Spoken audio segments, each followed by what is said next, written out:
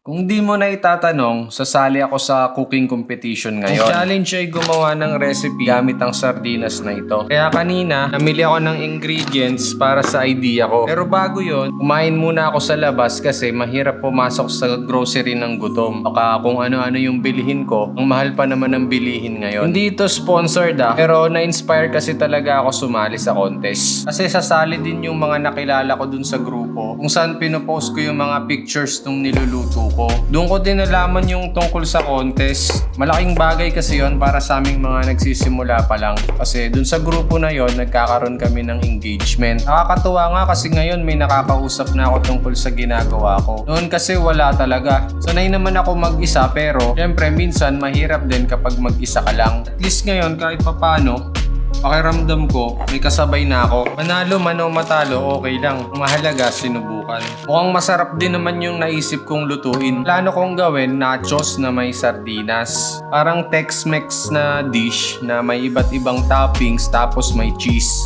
Kinakabahan ako. Pero ready na yung mga ingredients ko dito. Magte-testing muna ako ng isa.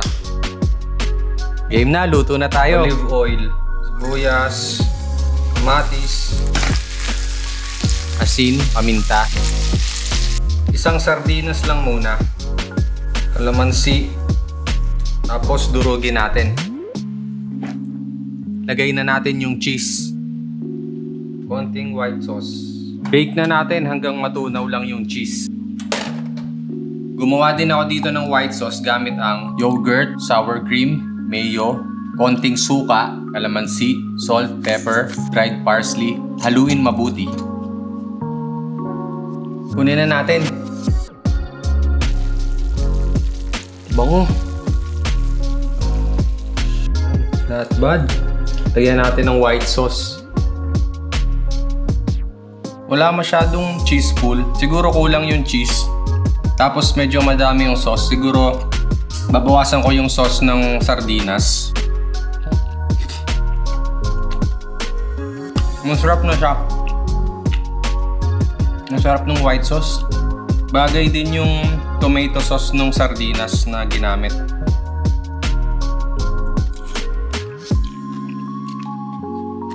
Sarap ah. Masarap talaga kapag pinong hiwa sa sibuyas tsaka kamatis. Mauubos ko yata to. Alam ko na yung gagawin. Pwede ko nang lutuin yung pang-contest. Good luck. Good luck sa atin. Olive oil, sibuyas, kamatis, 555 sardines and tomato sauce, asin, paminta, kalamansi, bango, cheddar, mozzarella. Kung wala ka ng mga cheese na to, pwede ang quick melt cheese. I-bake sa oven hanggang matunaw ang cheese.